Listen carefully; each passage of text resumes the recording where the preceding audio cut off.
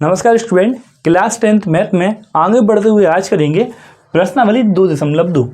प्रश्न क्रमांक 1 से पेपर में सवाल 100% पूछा ही जाता है। लगातार आप 5 साल के पेपर उठा के देख सकते हैं, यहाँ से क्वेश्चन जरूर पूछा गया है। देखो क्वेश्चन है, द्विघात बहुपदों के शून्य ज्ञात कीजिए, शून्य को तथा गुणांकों के बीच संबंध की सत्यता की जांच करना है। सवाल दिया है x² - 2x - 8। देखो पहली स्टेप आपकी ये है कि यहाँ पर अपना जो भी नंबर लिखा होता है उस नंबर का मल्टीप्लाई लास्ट वाले नंबर से करते हैं। अब आप कहेंगे सर यहाँ पर अपना कोई भी नंबर नहीं लिखा। जब कोई भी नंबर नहीं है तो यहाँ पर हम बंद मान सकते हैं, यानी यहाँ पर 1 का गुणा 8 से हो जाएगा। पहले वाले नंबर का लास्ट वाले नंबर से गुणा, तो गुणा करने पर आएगा 8। आप कहेंगे ठीक है। देखो अपन के लिए अब ऐसे पहाड़े देखना है जिनमें गुणा करने पर 8 आता हो। देखो 2 के पहाड़े में 8 आता है, 2 एकम 2 और यहाँ पर 2 चौके हो जाएगा अपना 8। सर 2 चौके 8, 2 चौके 8 तो हो गया, लेकिन इन दोनों नंबरों को आपस में जोड़ दो या फिर इन्हीं दोनों नंबर को आपस में घटा दो। इनको जोड़ने पर या घटाने पर हमारा बीच वाला नंबर बनना चाहिए। 4 में से 2 जाएंगे तो 2 आ जाएगा। आप कहेंगे सर बीच वाला नंबर आ गया। देखो ठीक बात है, आपने एक ना एक स्टेप यहाँ पर फॉलो होना चाहिए, या तो प्लस करने पर या तो माइनस करने पर बीच वाला नंबर आना चाहिए।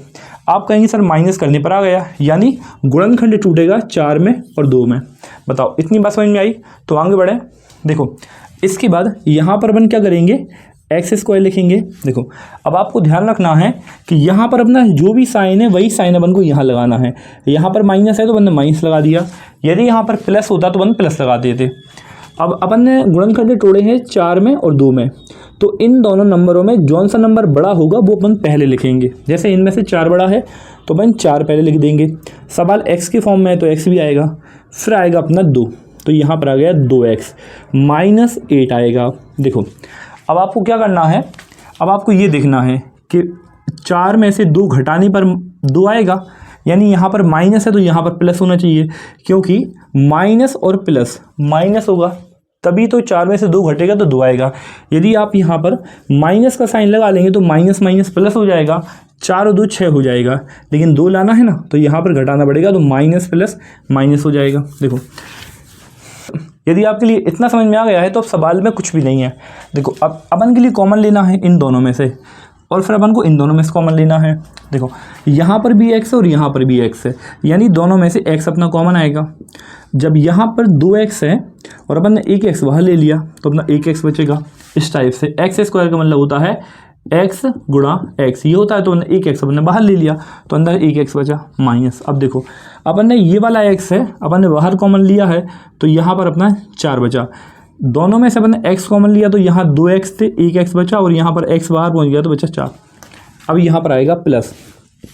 देखो यहाँ पर 2x - 8 है, तो 8 को अपन क्या लिख सकते हैं, 8 के लिए अपन लिख सकते हैं 4 गुणा 2।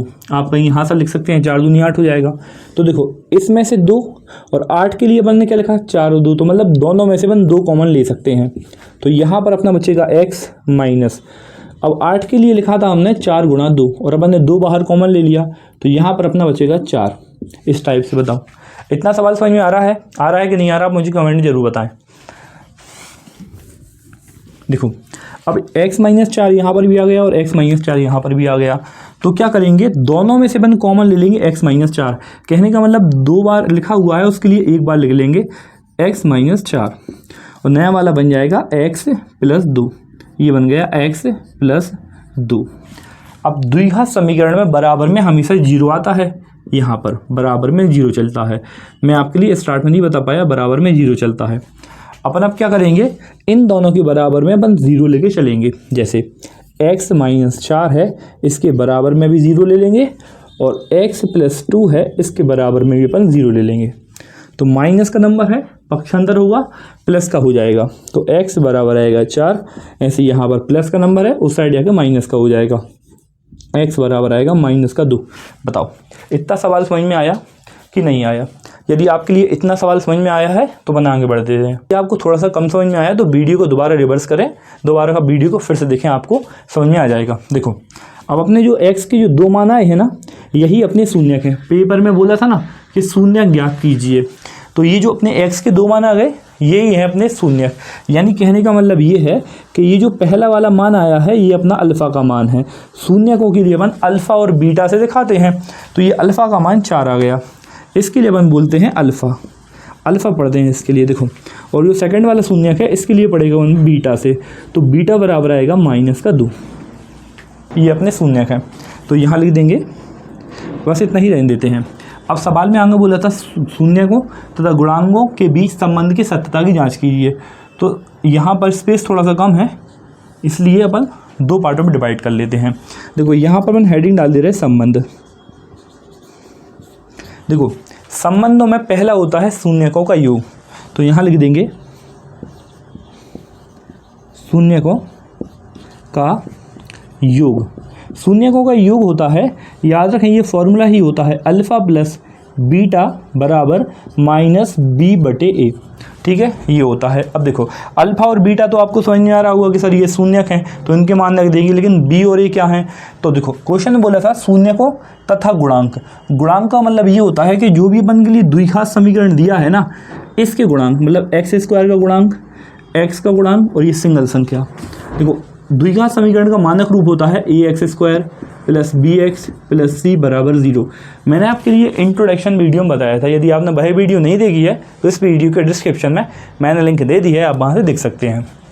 और अपन के लिए दिया है ये समीकरण x² - 2x - 8 = 0। देखो यहाँ पर जो भी x² के बाजू में होता है ना वो अपना a का मान होता है। यहाँ पर x² के बाजू में कुछ नहीं है तो अपन 1 मानेंगे। कहने का मतलब ये है कि जो अपना a का मान है, यहाँ लिख दे रहे a का मान अपना 1 आएगा। कुछ नहीं था तो अपन ने 1 माना। देखो b का मान, यहाँ पर x के बाजू में b होता है और यहाँ x के बाजू में 2 है, साथ में माइनस में है और ये प्लस वाला है तो माइनस में आएगा मान, तो b का मान -2 आएगा। बताओ जो गुणांक होते हैं वही होते हैं अपने a b c के मान, और c का मान सिंगल संख्या, यानी c का मान आएगा -8। बताओ इतना सवाल समझ में आया कि आगे बढ़े? अपन यहाँ पर पूरे मान लिख देंगे।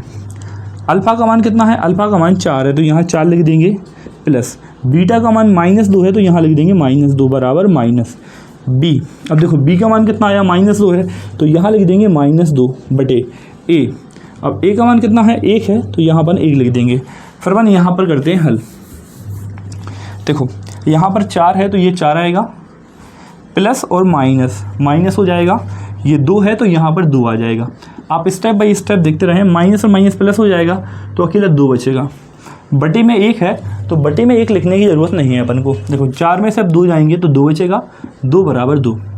जब ये दोनों बराबर आ गए हैं तो अपना पहला शून्यकों का योगफल यानी जो संबंध था वो अपना ठीक हो जाता है। यदि आपने अलग लगाएंगे तो अपना सवाल कहीं ना कहीं गलत है। सेकंड वाला होता है अपना, देखो ये होता है अपना पहला वाला संबंध, ठीक है, ये शून्यकों का योग पहला वाला संबंध। दूसरा वाला होता है शून्यकों का गुणनफल। यहाँ लिखेंगे शून्यकों का गुणनफल। शून्य का गुणनफल होता है, अपन यहाँ लिख ले रहे अल्फ़ा × बीटा बराबर c/a। देखो अल्फ़ा का मान कितना है? अल्फ़ा का मान अपना, देखो यहाँ से अल्फ़ा का मान कितना है? 4 है तो यहाँ 4 लिख देंगे। ये साइन गुणा का है, यहाँ पर ये गुणा लगाएंगे। बीटा का मान -2 तो -2 लिखेंगे बराबर। अब देखो यहाँ पर c का मान कितना है? c का मान -8 है तो यहाँ लिख देंगे -8/a। a का मान कितना है? 1 है तो यहाँ 1 लिख देंगे। अब इनका गुणा करेंगे, 4 दूनी 8 होगा और प्लस और माइनस आएगा और बराबर में आएगा -8 बटे में 1 लिखने की ज़रूरत तो है नहीं। देखो बताओ इतना सवाल समझ में आ गया? यदि आपको इतना सवाल समझ में आ गया है तो ये वाला सवाल आपके लिए पूरे 4 मार्क्स से देखे जाएगा, क्योंकि ये वाला सवाल 4 मार्क्स में आ जाता है। यदि शून्य के लिए पूछते हैं तो 2 नंबर में आता है।